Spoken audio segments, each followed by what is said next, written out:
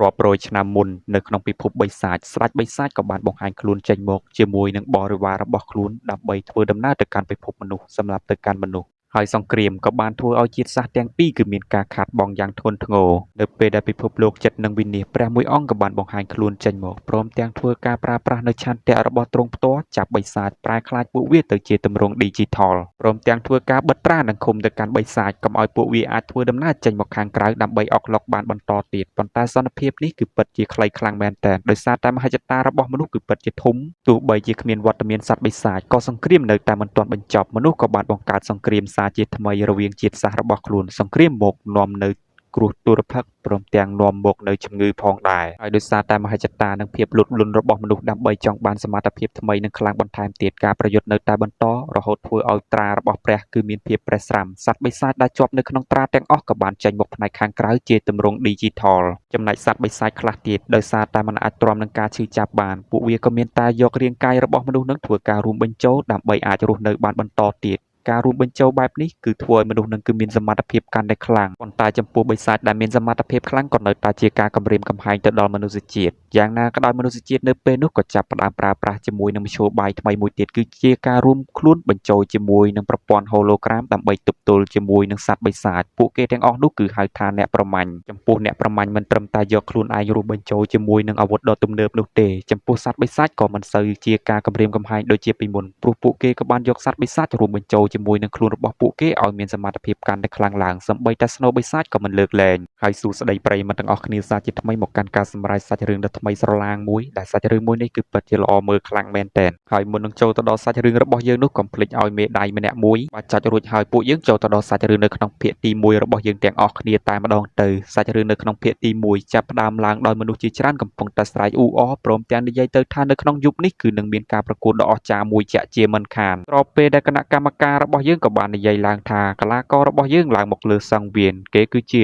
Chandran គ្រាន់តែឮជាមួយនឹងឈ្មោះមួយនេះគ្រប់គ្នាគឺពិតជាភ្ញាក់ផ្អើលគណៈកម្មការក៏បាននិយាយបន្តទៀតថា Chandran នេះគឺជាការប្រកួតទី99របស់គេហើយចង់ដឹងថាការប្រកួតមួយនេះតើគេនឹងអាចទទួលបាននៅជ័យជំនះទៀតដែរទេហើយពួកយើងទាំងអស់គ្នានៅពេលនេះក៏មានតែរងចាំមើលតែប៉ុណ្ណោះពីព្រោះថាដៃគូរបស់ Chandran ក៏មិនមែនជាមនុស្សធម្មតាដូចគ្នាស្របពេលដែល Chandran ក៏បានឡើងទៅលើសង្វៀនប្រកួតពុតដៃពុតជើងតែម្ដងចំពោះគ្រប់គ្នាក៏បានត្រឹមតែស្រែកថាអាម្នាក់នឹងមកដូចស្វាអញ្ចឹងវាគឺមិនសមតទេសោះថាគេនឹងគឺអាចឈ្នះ99ដងជាប់គ្នាបរិះម្នាក់នៅពេលដែលអង្គុយចិត្តនឹងនៅពេលដែលឮដូច្នេះក៏បាននិយាយទៅកាន់សម្លាញ់របស់គេថាកងវិភាគបែបហ្នឹងបរិះម្នាក់នឹងគឺពិតជាមានជំនាញនៅក្នុងការប្រយុទ្ធឮដូច្នេះដៃគូរបស់គេក៏បានតបមកវិញប៉ុន្តែគូប្រកួតរបស់គេនៅក្នុងជុំនេះក៏មិនអន់ប៉ុន្មានដូចគ្នាមានថាមពលបង្ក្រាបបិសាចដ៏ខ្លាំងក្លាចំពោះបរិះមានក្បាលជាគ្រឿងយន្តឮដូច្នេះក៏បានតបទៅវិញជាការពិតហើយក្មេងប្រុសម្នាក់នោះក៏គួរឲ្យចាប់អារម្មណ៍ដូចគ្នានៅពេលដែលគេស្ថិតនៅក្នុងស្ថានភាពអស់សង្ឃឹមមានថាមពលដ៏ចម្លែកលេចចេញមកគេគឺបង្វែរស្ថានភាពពីហ្គេមចាញ់ឲ្យទៅជាឈ្នះវិញចំពោះបរិះម៉ាប់ម្នាក់នេះគ្រាន់តែឃើញក៏ដឹងថាគាត់គឺជាមនុស្សដែលមានអំណាចគាត់ក៏បាននិយាយទៅថាមើលទៅក្មេងប្រុសដ៏អត់បានការម្នាក់នោះទើបចេញពីទ្រង់នោះទេប៉ុន្តែសង្ឃឹមថាគេនឹងគឺមិនឲ្យខ្ញុំអស់សង្ឃឹមទៅចោះព្រោះការប្រកួតជុំនេះខ្ញុំគឺនឹងធ្វើការស្រង់ទាំងដើមទាំងការត្រឡប់មកវិញបន្ទាប់ពីឮដូច្នេះបរិះម្នាក់ដែលនៅចិត្តនឹងក៏បាននិយាយទៅថាក៏មើលងាយក្មេងប្រុសដែលមានរាងស្គរម្នាក់នោះឲ្យសោះគេក៏មានសមត្ថភាពដែលគួរឲ្យភ្ញាក់ផ្អើលដូចគ្នាបន្ទាប់ពីឮដូច្នេះបរិះម៉ាប់ក៏បានត្រឹមតែសោចខ្ញុំគឺនឹងរងចាំមើលដូចគ្នាថាក្មេងប្រុសដែលមានរាងកាយស្គមស្គាំងម្នាក់នោះអាចធ្វើអ្វីបានខ្លះទៅជាមួយនឹងអ្នកចម្បាំងដ៏ខ្លាំងក្លារបស់ខ្ញុំហើយអ្នកចម្បាំងម្នាក់នឹងមើលទៅមិនត្រឹមតែមានកម្លាំងដ៏ខ្លាំងនោះទេចំណែកមាសរបស់គេនឹងក៏ធំសម្បើមដូចគ្នាព្រមទាំងនិយាយទៅកាន់តួប្រុសរបស់យើងទៅថាអាចមកឯងគឺឆាប់ធ្វើការរត់គេចខ្លួននឹងលាក់ភ្លាមទៅបើមិនដូច្នេះនោះទេកំដាប់ដៃរបស់យើងនឹងគឺពិតជាធ្ងន់បន្តិចហើយបន្ទាប់ពីគេនិយាយមិនទាន់ផុតផងដែលធ្វើឲ្យតួប្រុស Chandran របស់យើងនឹងក៏បានដាក់មួយដៃចំមាត់របស់គេលឺសូរតែផ្លាប់គ្រប់គ្នាឃើញដូច្នេះគឺពិតជាភ្ញាក់ផ្អើលនិយាយថាវាយបានល្អដាក់ទៀតទៅដែលធ្វើឲ្យតួប្រុសរបស់យើងក៏បានវាយយកចំពោះបរិះមាសធំគេហាក់ដូចជាមានចេតនាឲ្យ Chandran របស់យើងវាយតាមចិត្តមួយដៃនេះគេក៏បានចាប់ដៃជាប់និយាយទាំងកំណាចទៅទៀតហើយថាអល្អិតតើឯងលេងគ្រប់គ្រាន់ហើយឬនៅប្រសិនបើគ្រប់គ្រាន់ហើយដល់វេនរបស់យើងម្ដងហើយបន្ទាប់ពីនិយាយដូច្នេះបរិះម្នាក់នឹងក៏បានលើកដៃរបស់គេមកខាងទៅខាងលើចំពោះធម្មពលវិញគឺមិនចាំបាច់ថ្លែងចំពោះ Chandran ឃើញហើយក៏និយាយក្នុងចិត្តថាវាគឺប្រកាសជាធម្មពលអ្នកប្រមាញ់បិសាចកម្រិតខ្ពស់ជាក់ជាមិនខានហើយចំពោះកម្លាំងធម្មពលទាំងអស់នឹងក៏បានធ្វើការប្រែក្លាយរូបរាងកាយបរិះម៉ាប់នឹងឲ្យទៅជាទម្រង់ថ្មីមួយទៀតដែលមើលទៅគឺពិតជាការជាងលើកមុនថែមទាំងមានសាច់ដុំដែលគេឲ្យរហស្សនាមថាខ្លាកំហឹងគ្រប់គ្នាឃើញដូច្នេះគឺពិតជាភ្ញាក់ផ្អើលព្រមទាំងនិយាយទៅថាមើលទៅនៅពេលនេះ ការប្រកួតគឺបានចាញ់លទ្ធផលរួចបាត់ទៅហើយចំពោះរាងកាយមនុស្សយើងធម្មតាគឺមិនអាចទប់ទល់ជាមួយនឹងមនុស្សដែលមានសមត្ថភាពពិសេសបែបនេះបាននោះទ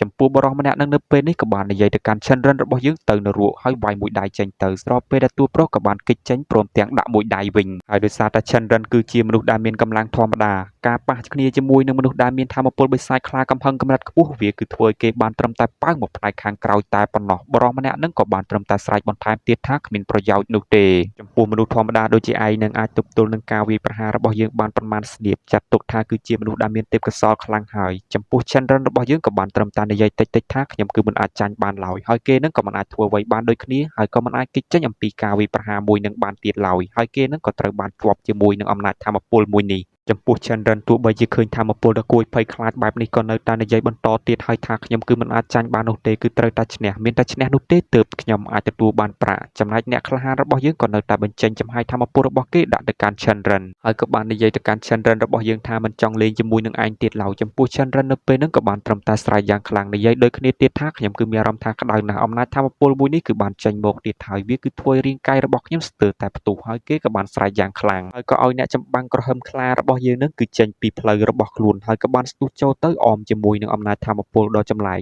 ចំណែកអ្នកប្រមាញ់កំហឹងខ្លាការដែលឃើញដូច្នេះហើយគេក៏មិនណយដូចគ្នាស្ទុះចូលទៅអមជាមួយនឹងស្នាប់ដៃដ៏ធំរបស់គេការប៉ះទង្គិចគ្នានេះគឺធ្វើឲ្យទីតាំងមួយនឹងក៏បានផ្ទុះចំណែកអ្នកចម្បាំងដ៏ធំម្នាក់នៅពេលនេះក៏ចាប់ផ្ដើមដួលក្រែងនៅទីកន្លែងមួយនឹងតែម្ដងដែលធ្វើគណៈកម្មការក៏បានប្រកាសទៅថាឈិនរិនគឺជាអ្នកទទួលបាននៅជើងឯកនៅក្នុងការប្រកួតជុំទី99ចំណែកបរិមាបអភិជនឃើញដូច្នេះក៏បាននិយាយទៅថាមិនអាចទៅរួចឡើយខ្ញុំគឺបានចាញ់ម្ដងទៀតហើយមិននឹកស្មានដល់នោះទេថាអ្នកប្រមាញ់ខ្ពស់បែបនេះក៏មិនអាចផ្ដួលគេបានចំណែកបរិសអភិជនម្នាក់ទៀតឃើញដូច្នេះក៏បាននិយាយទៅថាបិសាចម្នាក់នេះគឺគួរឲ្យចាប់អារម្មណ៍ហើយបរិសអភិជនក្មេងម្នាក់នឹងក៏បានក្រោកចេញមកនិយាយជាមួយនឹងជំនួយការរបស់ខ្លួនតើរៀបចំរួចរាល់ហើយឬនៅដែលធ្វើឲ្យនារីវ័យក្មេងម្នាក់នេះក៏បានប្រាប់ទៅថាចិត្តរួចរាល់ហើយបន្តិចទៀតតែប៉ុណ្ណោះកាត់មកមើលទូប្រុសរបស់យើងនៅលើសង្វៀននៅពេលនេះក៏បានសម្លឹងឃើញជាមួយនឹងនារីម្នាក់កំពុងតែដើរចំពោះឈិនរិនការដែលឃើញដូច្នេះហើយគឺពិតជាភ្ញាក់ផ្អើលខ្លាំងមែនទែនព្រមទាំងលូតចេញពីលើសង្វៀនមួយនឹងតែម្ដងព្រមទាំងនិយាយទៅថាហេតុអ្វីក៏អ្នកនៅទីកន្លែងមួយនេះបន្ទាប់មកទៀតយើងក៏បានឃើញថានារីម្នាក់នឹងកំពុងតែឈរនិយាយជាមួយនឹងតួប្រុសព្រមទាំងចាប់តួប្រុសរបស់យើងនឹងគឺឲ្យត្រឡប់ទៅវិញដែលធ្វើឲ្យតួប្រុសរបស់យើងក៏បាននិយាយទៅថាអត់នោះទេមានតែផ្លូវមួយនេះគត់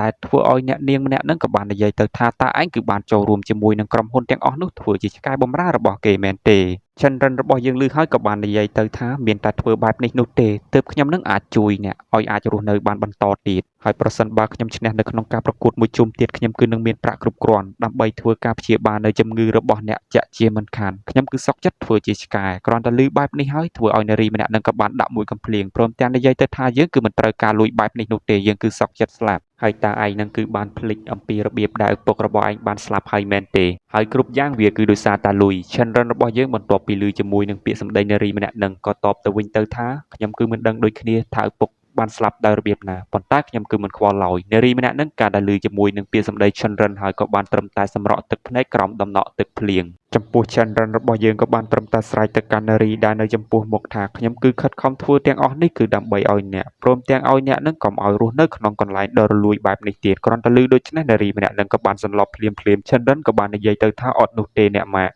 ហើយតាមពិតទៅនារីដែលនៅចំពោះមុខឈិនរិននឹងគឺជាអ្នកម៉ាក់របស់តួឯករបស់យើងនឹងឯងដែលស្ដាប់ឮជាមួយនឹងពាក្យសម្ដីកូនប្រុសរបស់ខ្លួនដែលធ្វើឲ្យអ្នកម៉ាក់ឈិនរិននៅពេលហ្នឹងក៏ហាក់ដូចជាសន្លប់បាត់ស្មារតីនៅទីកន្លែងមួយនឹងតែម្ដងកាត់មកមើលទីក្រុងដ៏ទំនើបបំពាក់ទៅដោយបច្ចេកវិទ្យាដ៏ទំនើបប៉ុន្តែមើលទៅទីក្រុងមួយនេះគឺហាក់ដូចជាស្ងប់ស្ងាត់ចំណែកអ្នកក្រក៏នៅតែពិបាកនៅក្នុងការរស់នៅក្នុងទីក្រុងមួយនេះដូចជាអ្នកម៉ាក់របស់ឈិនរិនស្ថានភាពរបស់គាត់មើលទៅគឺពិតជាមិនសូវល្អប៉ុន្មានឡើយជាពិសេសនោះគាត់គឺមានជំងឺប្រចាំកាយយ៉ាងធ្ងន់ធ្ងរទៀតផងធ្វើឲ្យឈិនរិននៅពេលហ្នឹងក៏បានត្រឹមតែនិយាយសម្លេងតិចៗថាខ្ញុំគឺនឹងធ្វើគ្រប់បែបយ៉ាងដើម្បីជួយសង្គ្រោះអ្នកម៉ាក់ដែលធ្វើឲ្យគេក៏បានសួរទៅកាន់លោកគ្រូពេទ្យតែម្ដាយរបស់ខ្ញុំគឺមានសង្ឃឹមដែរទេចំណែកលោកគ្រូពេទ្យបន្ទាប់ពីឮជាមួយនឹងពាក្យសម្ដីឈិនរិនក៏បានធ្វើការវិភាគបន្តិចព្រមទាំងប្រាប់ទៅថាជាមួយនឹងជំងឺដ៏ចម្លែករបស់ម្ដាយអ្នកវាគឺពិតជាពិបាកយ៉ាងខ្លាំងនៅក្នុងការព្យាបាលនៅពេលនេះអ្វីដែលសំខាន់ក៏មិនអាចពន្យាទៀតបានដូចគ្នាគ្រាន់តែឮបែបនេះហើយឈិនរិនគឺពិតជាមួម៉ៅនិយាយទៅថាឯងប្រាប់យើងហើយថាមានលួចគឺអាចព្យាបាលបានចុះហេតុអ្វីនៅពេលនេះបានជាអ្នកនិយាយបាត់ដៃខ្នងដៃដូច្នេះបន្ទាប់ពីឮជាមួយនឹងពាក្យសម្ដីឈិនរិនហើយលោកគ្រូពេទ្យក៏បាននិយាយទៅថាប៉ុន្តែគឺនៅមានវិធីមួយទៀតឈិនរិនក៏សួរដែលធ្វើលោកគ្រូពេទ្យក៏បាននិយាយទៅថាជា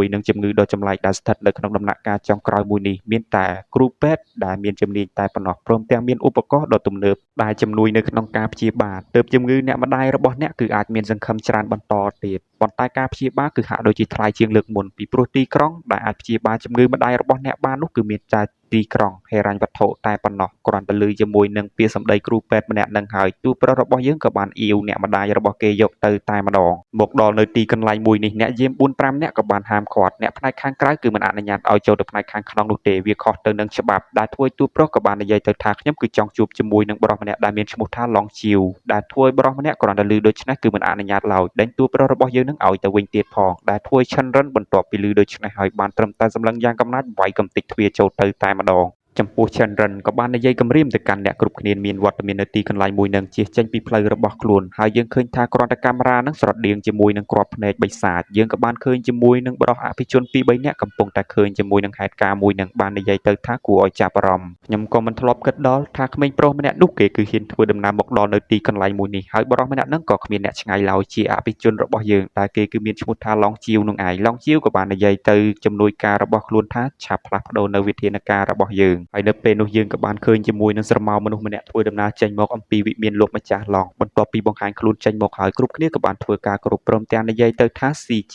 ដែលធ្វើឲ្យទូប្រុសក៏បាននិយាយទៅថាគឺពិតជាល្អនៅទីបំផុតខ្ញុំគឺអាចចូលទៅផ្នែកខាងក្នុងបានហើយទូប្រុសរបស់យើងក៏បានដើរទៅជាមួយនឹងអ្នកនាង CG ចំពោះ Chandran របស់យើងនៅពេលហ្នឹងក៏បាននិយាយទៅកាន់នារីវ័យក្មេងម្នាក់ហ្នឹងទៅថានៅពេលនេះខ្ញុំគឺមិនចង់ខ្វល់អីច្រើននោះទេខ្ញុំគឺចង់មានការប្រកួតមួយទៀតដែលជាការប្រកួតជុំទី100របស់ខ្ញុំបន្ទាប់ពីការប្រកួតមួយនេះត្រូវបានបញ្ចប់ខ្ញុំគឺនឹងមានប្រាក់គ្រប់គ្រាន់ដើម្បីធ្វើការព្យាបាលជំងឺរបស់ម្ដាយរបស់ខ្ញុំហើយអ្នកទាំងអស់គ្នាក៏ធ្លាប់សន្យាជាមួយនឹងខ្ញុំដូចគ្នាចំពោះ CG បន្ទាប់ពីឮជាមួយនឹងពាក្យសម្ដី Chandran ប្រាប់ទៅវិញទៅថាកុំព្រួយបារម្ភអីធ្វើដំណើរមកតាមខ្ញុំមកការប្រកួតជុំទី100របស់អ្នកក៏ប្រហែលជាលោកម្ចាស់ឡុងជីវនឹងក៏នឹងអាចរៀបចំជូនសម្រាប់អ្នកបានដូចគ្នាហើយជំងឺម្ដាយរបស់អ្នកក៏មិនចាប់បាច់ភ័យព្រួយឡើយព្រោះថានៅទីនេះក៏មានឧបករណ៍ដ៏ទំនើបដើម្បីជំនួយទៅកាន់ម្ដាយរបស់អ្នកហើយអ្នកគឺឆាប់ធ្វើដំណើរមកតាមខ្ញុំភ្លាមមកបន្ទាប់ពីធ្វើដំណើរមកដល់បន្ទប់មួយនេះហើយដែលធ្វើឲ្យ CG របស់យើងក៏បានយកដៃទៅស្កេនបើកទ្វារមកប្រាប់ទៅថាកុំព្រួយបារម្ភអីតាមកិច្ចព្រមព្រៀងរបស់យើងអ្នកម្ដាយរបស់អ្នកនឹងក៏មិនមានបញ្ហាអីធ្ងន់ធ្ងរដូចគ្នាជាមួយនឹងប៉ារ៉ាស៊ីតមួយនេះគឺច្បាស់ជាអាចជួយម្ដាយរបស់អ្នកហើយច្រឡំមុននឹងវាគឺមិនមែនជាប៉ារ៉ាស៊ីតនោះទេប៉ុន្តែវាគឺជាវល្លិសម្អាតព្រលឹងដែលធ្វើឲ្យទូប្រុសបន្ទាប់ពីឃើញដូច្នេះក៏មានការភ្ញាក់ផ្អើលបន្តិចដូចគ្នាហើយគេក៏មិនអាចធ្វើអ្វីបានព្រោះថាគ្មានជំរើសទៀតឡើយក៏មានតែប្រគល់អ្នកម្ដាយរបស់គេនឹងឲ្យវល្លិសម្អាតព្រលឹងនឹងគឺជួយព្យាបាលចំពោះ Chandran នៅពេលហ្នឹងក៏បាននិយាយទៅកាន់ CG របស់យើងទៅថាតើនៅពេលនេះប្រធានឡង់នឹងគឺអាចចាប់វិធានការឲ្យខ្ញុំធ្វើប្រតិបត្តិការប្រកួតជុំទី100បានហើយឬនៅចំពោះលោកប្រធានឡង់របស់យើងនៅពេលនេះក៏នៅតែសេពសូរ៉ាក្រហមនៅក្នុងដៃរបស់ខ្លួនចំពោះឡង់ជីវរបស់យើងនៅពេលហ្នឹងក៏បានអង្គុយនៅទីកន្លែងមួយនេះកំពុងតែរងចាំទៅមើលថាទូប្រុសរបស់យើងប្រកួតនៅជុំទី100នេះតើគឺនឹងអាចរករួយបានប៉ុន្មានទៀតសម្រាប់ខ្លួនគាត់ដែលធ្វើឲ្យលោកប្រធានឡង់ជីវរបស់យើងក៏បានត្រឹមតែអង្គុយនៅទីកន្លែងមួយហ្នឹងយ៉ាងស្ងប់ស្ងាត់តែប៉ុណ្ណោះកាត់មកមើលកញ្ញាស្រស់ស្អាត CG ក៏បានប្រាប់ទៅកាន់ទូប្រុសថាកុំបារម្ភគូប្រកួតរបស់អ្នកនៅក្នុងពេលបន្តិចទៀតនេះគេគឺនឹងបង្ហាញខ្លួនចេញមកហើយលោកនឹងគឺមិនចាំបាច់ព្រួយបារម្ភអីច្រើននោះទេត្រូវតែព្យាយាមឲ្យអស់ពីសមត្ថភាពទៅដើម្បីបានប្រាក់ច្រើនបន្ថែមទៀតបន្ទាប់ពីឮជាមួយនឹងពាក្យសម្ដី CG ហើយទូប្រុសក៏បានស្ងាត់មាត់ស្របពេលដែលកញ្ញា CG ក៏បានដកកន្សែងរបស់ខ្លួនព្រមទាំងប្រាប់ទៅទៀតទៅថាគឺប្រកួតនៅក្នុងជុំទី100របស់អ្នកគឺជាខ្ញុំនឹងឯងដែលធ្វើឲ្យ CG ក៏បាននិយាយទៅថាលោកគឺត្រូវតែប្រឹងឲ្យអស់ពីសមត្ថភាពត្រូវតែប្រួខ្ញុំឲ្យបានពីព្រោះថានៅពេលនេះជីវិតម្ដាយរបស់អ្នកគឺស្ថិតនៅលើដៃរបស់អ្នកហើយបន្ទាប់ពីនិយាយដូច្នេះហើយនាងក៏បានបក់ដៃឲ្យទូប្រុសរបស់យើងនឹងគឺចូលភ្លាមមកហើយគឺមិនចាំបាច់ព្រួយបារម្ភក្នុងការព្យាបាលនោះទេពីព្រោះថាវល្លិប្រលឹងនឹងគឺពិតជាជួយបានច្រើនទៅកាន់ម្ដាយរបស់ឯងបន្ទាប់ពីឮដូច្នេះ Chandran របស់យើងនៅពេលនេះក៏បានត្រឹមតែនិយាយទៅថាត្រូវតែឈ្នះឲ្យបានមិនថាមានរឿងអីកើតឡើងក៏ដោយចំពោះកញ្ញា CG នៅពេលនឹងក៏ចាប់ផ្ដើមបញ្ចេញជាមួយនឹងអំណាចនៃធម៌ពលរន្ទះព្រមទាំងបញ្ចេញជាមួយនឹងក្អែបពឹសមួយនេះដែលវាគឺជំនួយទៅដល់នាងយ៉ាងខ្លាំងមែនទែនព្រោះថាពឹសក្អែបមួយនេះវាគឺជំនួយទៅដល់រាងកាយរបស់នាងឲ្យកាន់តែរឹងមាំនិងខ្លាំងក្លាជាងលើកមុនបន្ទាប់ពីខាំទៅឃើញថាសាច់ដុំរបស់នាងនៅពេលនេះក៏បានឡើងធំ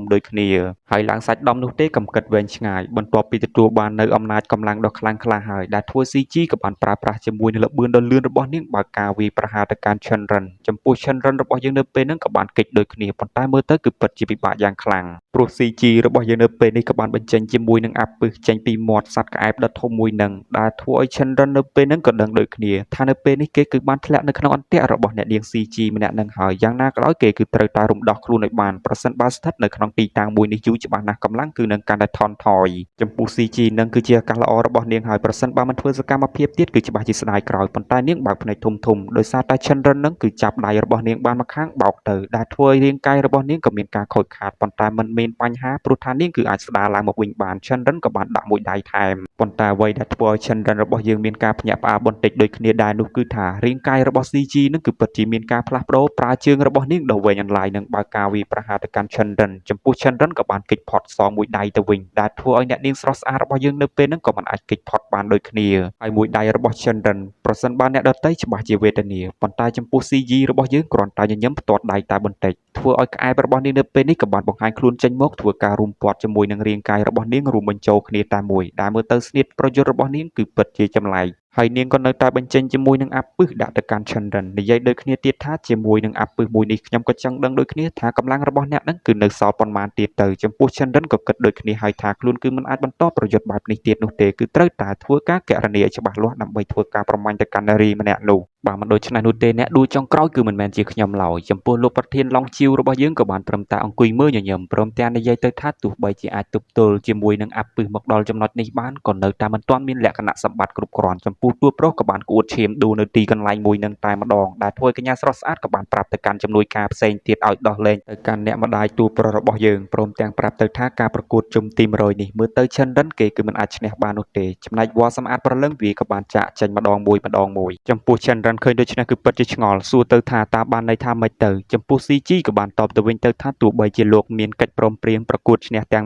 100ប៉ុន្តែប្រសិនបើលោកឈ្នះបានអីមកវិញទៅព្រោះថាវាគឺគ្រាន់តែជាកិច្ចសន្យាខ្យល់តែប៉ុណ្ណោះហើយលោកកុំធ្វើទឹកមុខដ៏គួរឲ្យអាណិតខ្លាំងពេកព្រោះថាខ្ញុំគឺមិនចង់ឃើញជាមួយនឹងទឹកមុខមនុស្សបែបនេះឡើយដែលធ្វើឲ្យតួប្រុសរបស់យើងបន្ទាប់ពីស្ដាប់ជាមួយនឹងរឿងរ៉ាវទាំងអស់នេះហើយធ្វើឲ្យកំហឹងរបស់គេក៏បានផ្ទុះឡើងតែម្ដងព្រមទាំងនិយាយទៅថាពិតជាត្រឹមត្រូវខ្ញុំគឺមិនត្រូវការភាពអាណិតអាសូររបស់អ្នកណាឡើយចំពោះ CG នៅពេលហ្នឹងក៏ហាក់ដូចជាមានអារម្មណ៍ថាចម្លែកបន្តិចមើលទៅកាន់ Chandran ឃើញថា Chandran របស់យើងនៅពេលនេះគឺហាក់ដូចជាមានរាងកាយដ៏ចម្លែកស្របពេលដែល Chandran ក៏បានស្រមៃទៅកាន់អ្នកម្ដាយរបស់គេព្រោះថាគេនឹងកំពុងតែប្រយុទ្ធជាមួយនឹងក្មេងដទៃទៀតហើយនៅពេលនឹងអ្នកម្ដាយរបស់ Chandran ក៏បានទូមានទៅកាន់ Chandran ជាច្រើនព្រមទាំងប្រាប់ទៅកាន់ Chandran របស់យើងនឹងឲ្យដើរផ្លូវដ៏ត្រឹមត្រូវព្រមទាំងធ្វើអ្វីក៏ធ្វើទៅតាមតែចិត្តរបស់គេឪពុកនិងអ្នកម៉ាក់គឺនឹងចាំមើលឯងពីក្រោយខ្នងចាំជួយជ្រោមជ្រែងប៉ុន្តែមិនថាឯងធ្វើរឿងអីនោះទេឯងក៏ត្រូវតែប្រុងប្រយ័ត្នការពារខ្លួនឯងឲ្យបានល្អដែលធ្វើឲ្យ Chandran នៅពេលហ្នឹងក៏បានឆ្លើយថាយល់ព្រមហើយបន្ទាប់ពីគិតឃើញជាមួយនឹងពាក្យសម្ដីទាំងអស់នេះហើយធ្វើឲ្យ Chandran ក៏បាននិយាយទៅថាត្រឹមត្រូវហើយនេះគឺជាផ្លូវដែលខ្ញុំចង់ដើរចំពោះ CG ក៏បានត្រឹមតែលាន់មាត់ថាធម្មពលមួយនឹងទៀតហើយមែនទេគួរឲ្យចាប់អារម្មណ៍បន្តិចចំពោះប្រធានឡងជីវរបស់យើងនៅពេលហ្នឹងក៏ញញឹមដូចគ្នាបន្ទាប់ពីសម្លឹងមើលទៅកាន់រាងកាយ Chandran នៅតែបញ្ចេញជាមួយនឹងអំណាចធម្មពលដ៏កំណាចចំពោះ Chandran ក៏នៅតែស្រែកយ៉ាងខ្លាំងក្លាចំពោះអំណាចធម្មពលទាំងអស់ហ្នឹងក៏នៅតែបន្តសាយភាយចេញមកផ្នែកខាងក្រៅដែលធ្វើឲ្យតួប្រុសរបស់យើងនៅពេលនេះក៏នៅតែស្រែកបន្តទៀតហើយថាគេគឺត្រូវតែជួយសង្គ្រោះម៉ាក់របស់ខ្លួនឲ្យបានមិនថាជួបរឿងរ៉ាវបែបណានោះទេហើយក៏ជាផ្លូវរបស់គេតែមួយគត់ដែលអាចបន្តដំណើរទៅមុខទៀតបានចំពោះអ្នកម៉ាក់តួប្រុសនៅពេលហ្នឹងក៏ហាក់ដូចជាដឹងស្មារតីត្រឡប់មកវិញដូចគ្នាទោះបីជាគាត់មើលទៅស្ថិតនៅក្នុងស្ថានភាពលងលក់ចំពោះតួប្រុសនៅពេលនេះក៏នៅតែស្រែកយ៉ាងខ្លាំងបន្ថែមទៀតធ្វើឲ្យរាងកាយរបស់គេចាប់ផ្ដើមមានការផ្លាស់ប្ដូរចំពោះប្រធានឡងជីវឃើញដូច្នេះក៏បាននិយាយទៅថាធ្វើបែបហ្នឹងគឺទើបត្រឹមត្រូវហើយយើងគឺគ្រាន់តែចង់ឃើញជាមួយនឹងអំណាចធម៌ពលមួយនឹងតែប៉ុណ្ណោះព្រោះថាវាគឺពិតជាគួរឲ្យចាប់អារម្មណ៍ខ្លាំងមែនទែនចំពោះតួប្រុស Chandran របស់យើងនៅពេលហ្នឹងក៏នៅតែស្រែកយ៉ាងខ្លាំងប្រៀបបានដូចជាបិសាចកំពុងតែចូលទៅក្នុងរាងកាយរបស់គេអញ្ចឹងព្រមទាំងនិយាយអំពីក្រញាំដៃក្រញាំជើងរបស់គេគឺពិតជាមុតស្រួចនឹងធ្វើការសម្លាប់រង្គាទោះបីជាសត្រូវនៅចំពោះមុខមានកម្លាំងនិងអំណាចធម៌ពលដ៏គួរឲ្យភ័យខ្លាចបែបណាក៏មិនត្រូវដកថយព្រោះថាមានតែវិធីមួយនេះតែប៉ុណ្ណោះទើបខ្ញុំអាចជួយសង្គ្រោះខ្លួនឯងបានស្របពេលដែលសម្លេងមួយក៏បាននិយាយនៅក្នុងរាងកាយតួប្រុសរបស់យើងទៅថាដុតធម៌ពលនេះទៅឯងនឹងកាន់តែខ្លាំងឡើងតែធ្វើឲ្យ CG នៅពេលហ្នឹងក៏ចាប់ផ្ដើមភ័យបែកញើសបន្តិចដូចគ្នាតួប្រុសក៏បានស្ទុះចូលទៅចំណែកអ្នកម្ដាយរបស់តួប្រុសនៅពេលហ្នឹងក៏បានបើកភ្នែកឡើងមកវិញម្ដងទៀតព្រមទាំងនិយាយទៅថាអារម្មណ៍មួយនេះគឺពិតជាដូចខ្លាំងណាស់កាត់មកមើលតួប្រុសក៏រាងកាយរបស់គេនៅពេលនេះក៏កាន់តែគួរឲ្យភ័យខ្លាចប្រធាន ឡង់ជីវក៏បាននិយាយទៅថា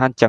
ងហើយទើបយើងចាប់អារម្មណ៍បិសាចនៅក្នុងខ្លួនរបស់ឯងនៅពេលនេះវាគឺបានភ្ញាក់ឡើងមកហើយចំពោះអ្នកម៉ាក់របស់តួប្រុសក៏បាននិយាយទៅថាខ្ញុំឃើញវាហើយខ្ញុំគឺទទួលបាននៅអារម្មណ៍ដ៏ចម្លែកមួយនេះម្ដងទៀតហើយចំពោះអ្នកម៉ាក់តួប្រុសក៏បានត្រឹមតែអង្គុយព្រមទាំងនិយាយទៅថាអត្តសញ្ញាណដ៏សម្ងាត់របស់ឪពុករបស់អ្នកគឺពិតជាអាចកំបាំងប៉ុន្តែយ៉ាងណាក៏ដោយគេក៏ត្រូវតែស្លាប់នៅក្រោមដៃមនុស្សដទៃទៀតហើយតាមពិតទៅខ្ញុំក៏គ្រាន់តែចង់លាក់ខ្លួននៅទីកន្លែងមួយដែលស្ងប់ស្ងាត់ដើម្បីធ្វើការរស់នៅដោយសុខស្រួលជាមួយក្រុមគ្រួសារតែប៉ុណ្ណោះចំពោះតួប្រុសនៅពេលនេះក៏ស្រែកកាន់តែខ្លាំងឡើងអំណាចថាមពលក៏កាន់តែគួរឲ្យភ័យខ្លាចទៅតាមនឹងដូចគ្នាចំពោះអ្នកម៉ាក់របស់តួប្រុសក៏បានស្រែកឡើងដូចគ្នានិយាយទៅថាដល់ពេលរបស់ឯងដែលភ្ញាក់ឡើងមកហើយប្រធានឡង់ជីវរបស់យើងនៅពេលហ្នឹងក៏ហាក់ដូចជាទទួលនៅអារម្មណ៍ដ៏ចម្លែកម្យ៉ាងព្រមទាំងនិយាយទៅថាអំណាចនៃថាមពលមួយនេះគឺពិតជាគួរឲ្យភ័យខ្លាចខ្លាំងមែនទែនហើយមិនដឹងថាសម្ដៅទៅកាន់តួប្រុសឬក៏មិនដឹងថាអ្នកម៉ាក់តួប្រុសនោះទេចំពោះ Chandran និយាយសម្លេងដូចជាសត្វបិសាចថាខ្ញុំគឺត្រូវតែឈ្នះខ្ញុំគឺចង់បានជ័យជំនះចំណែកកញ្ញា CG របស់យើងនៅពេលហ្នឹងក៏ចាប់ផ្ដើមរួមបញ្ចូលខ្លួនឯងជាមួយនឹងសត្វក្អែបពឹសដែលធ្វើរាងកាយរបស់នាងក៏មានការប្រែប្រួលខ្លាចទៅជារាងកាយថ្មីមួយទៀតមើលទៅគឺស្រស់ស្អាតជាងលើកមុនហើយទោះបីជារាងកាយរបស់កញ្ញា CG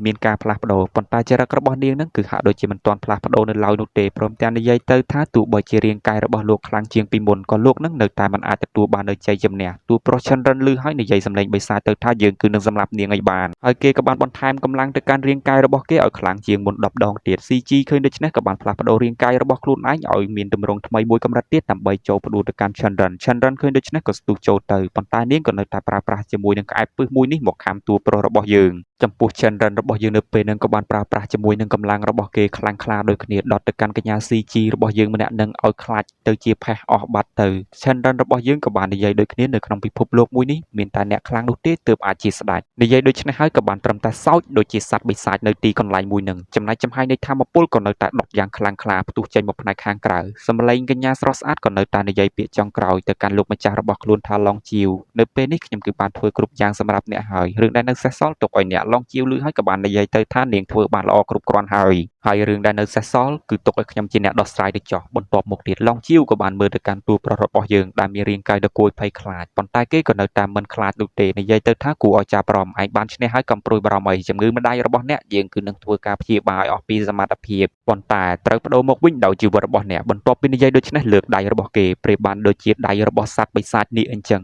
ហើយក៏បានបង្កើតជាមួយនឹងក្បួនដ៏អស្ចារ្យមួយឃុំគ្រងទៅកាន់តួប្រុស Chandran របស់យើងបញ្ចេញថាមពលរន្ទះដែលធ្វើឲ្យតួប្រុសរបស់យើងបានត្រឹមតែស្រែកនៅទីកន្លែងមួយនឹងពោពេញទៅដោយការឈឺចាប់តែប៉ុណ្ណោះហើយសម្លេងស្រែកដ៏ខ្លាំងក្លាមួយនេះធ្វើឲ្យអ្នកម្ដាយរបស់ Chandran នៅពេលហ្នឹងក៏បានត្រឹមតែនិយាយទៅថាចេញមកបន្ទាប់ពីនិយាយដូច្នេះយើងក៏បានឃើញជាមួយនឹងកាតមួយដែលមានរូបមាត់ដ៏ធំនៅពេលនោះយើងក៏បានឃើញពន្លឺឡើងទៅផ្នែកខាងលើប្រធានឡង់របស់យើងនៅពេលហ្នឹងក៏បានត្រឹមតែស្រែកថាចិត្តសម្រេចហើយល្អខ្លាំងណាស់យើងគឺគ្រាន់តែចង់បានជាមួយនឹងអំណាចធម្មពលដ៏គួរឲ្យភ័យខ្លាចមួយនេះស្របពេលដែលរាងកាយតួប្រុសរបស់យើងនៅពេលហ្នឹងស្រាប់តែធ្លាក់ចុះមកសម្លឹកកាតមួយក៏បានធ្លាក់នៅក្នុងដៃលោកប្រធានឡង់ជីវក៏បានត្រឹមតែនិយាយទៅថាពិតជាលយខ្លាំងមែនតែនជាមួយនឹងរបស់មួយនេះកម្លាំងរបស់ខ្ញុំគឺកាន់តែខ្លាំងក្លាឡើងជាងមុនមួយកម្រិតទៀតហើយចំពោះ Chandran របស់យើងនៅពេលហ្នឹងគឺមិនទាន់ស្លាប់នៅឡើយនោះទេព្រមទាំងនិយាយមកកាន់ខ្លួនឯងថាគឺពិតជាកាកសំណល់នៅទីបំផុតខ្ញុំគឺមិនអាចយកឈ្នះនៅហ្គេមមួយនេះបានឡើយហើយនៅទីបំផុតខ្ញុំក៏មិនអាចជួយសង្គ្រោះនៅនារីម្នាក់នោះបានដូចគ្នាហើយអំណាចដែលខ្ញុំបានបញ្ចេញទាំងអស់មុនហ្នឹងគឺជ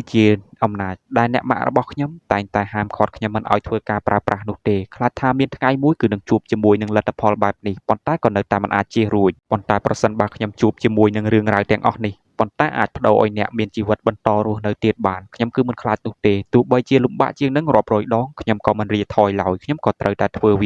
ាតែយ៉ាងណាក៏ដោយវាគឺគ្រាន់តែជាការគិតរបស់ខ្ញុំតែប៉ុណ្ណោះវាគឺយឺតពេកហើយខ្ញុំគឺមិនអាចបកក្រោយបានវិញនោះទេស្របពេលដែលសម្លឹកកាតមួយនឹងវាក៏បានហោះចេញពីដៃលោកប្រធានរបស់យើងដែលធ្វើឲ្យយើងក៏បានដឹងទៅថាតាមពិតទៅគឺជាស្នាដៃអ្នកម៉ាក់តួប្រុសរបស់យើងនឹងឯងពោះលោកប្រធានឡង់ជីវនៅពេលដែលឃើញបែបហ្នឹងក៏មានការភ្ញាក់ផ្អើលបន្តិចដូចគ្នាព្រមទាំងនិយាយទៅថានាងគឺអាចគ្រប់គ្រងទៅកាន់វល្លិសម្អាតព្រលឹងបាននាងគឺគ្រាន់តែជាមនុស្សធម្មតាហេតុអីក៏នាងហ៊ានកាន់កាតអ្នកប្រមាញ់ប៉ុន្តែគាត់ក៏បានគិតបន្តិចព្រមទាំងនិយាយទៅថាអត់នោះទេច្បាស់ជាមានអ្វីខុសជាមួយនឹងនាងជាក់ជាមិនខានបើអ្នកអាចគ្រប់គ្រងនិងបញ្ជាវល្លិសម្អាតព្រលឹងបានហើយនោះអ្នកមើលទៅគឺមិនមែនជាមនុស្សធម្មតាទៀតនោះទេជាមួយនឹងអំណាចធម៌ពលវិញ្ញាណរបស់នាងតើអាចជាមនុស្សសាមញ្ញបានដោយរបៀបណាទៅចំពោះអ្នកម្ដាយតួប្រុសនៅពេលហ្នឹងក៏បានត្រឹមតែឈរស្ដាប់ព្រមទាំងតបទៅវិញទៅថាជាមួយនឹងធម៌ពលនៅក្នុងកាតមួយនេះឯងគឺមិនអាចប្រើប្រាស់បានឡើយហើយបើសិនជាឯងចង់បានជាមួយនឹងអំណាចធម៌ពលមួយនឹងហើយយើងគឺនឹងឲ្យឯងសាកល្បងទៅចោះបន្ទាប់ពីនិយាយក៏បានបញ្ចេញជាមួយនឹងធម៌ពលដ៏គួរឲ្យភ័យខ្លាចស្របពេលដែលសាច់រឿងរបស់យើងក៏បានឈានចូលទីបញ្ចប់តែត្រឹមនឹងដូចគ្នានៅពេលនេះក៏មានតែជម្រាបលាជួបគ្នានៅភាគក្រោយ